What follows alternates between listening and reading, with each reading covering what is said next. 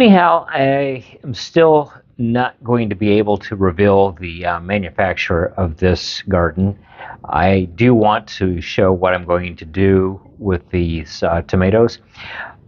I'll probably end up moving these larger ones into cracky tubs, and since these very large branches on the Dora Reds are starting to cannibalize the available space, for canopies. So let's come in and snip that one off. And come over, let's look at some of the other ones that are in here. I'm not extremely concerned about doing a little pruning because with the 36 watts of light, it's not going to support 6 tomato plants unless they're smaller. So let's take off another branch right there. And let's keep looking in here. Some of the branches are even going outside of the light, and you could tell that they're not as robust because they're not underneath the light. So let's take off one more here, and one more up there.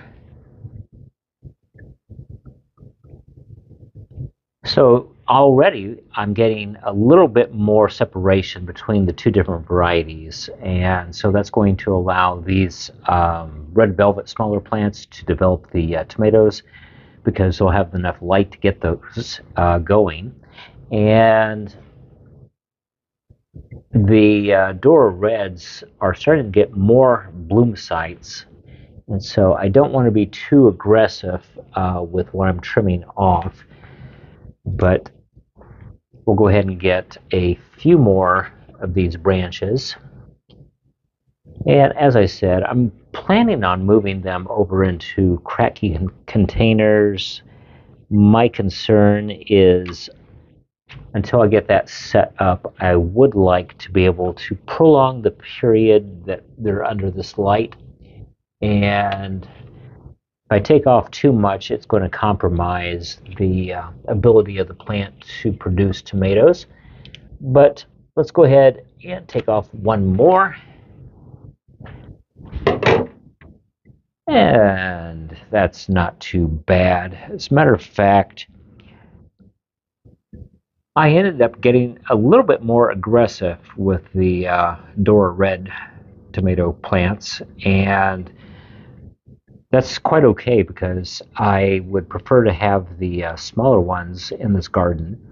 So I did not cut off any more blooms, but I did get a lot more of the older branches off of those plants.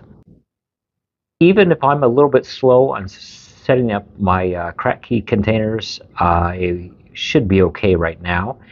And I just wanted to mention the air garden closing, as well as being able to let you see what I'm doing right now, because the plants certainly are clustered fairly close and a lot more dense than what I normally would plant.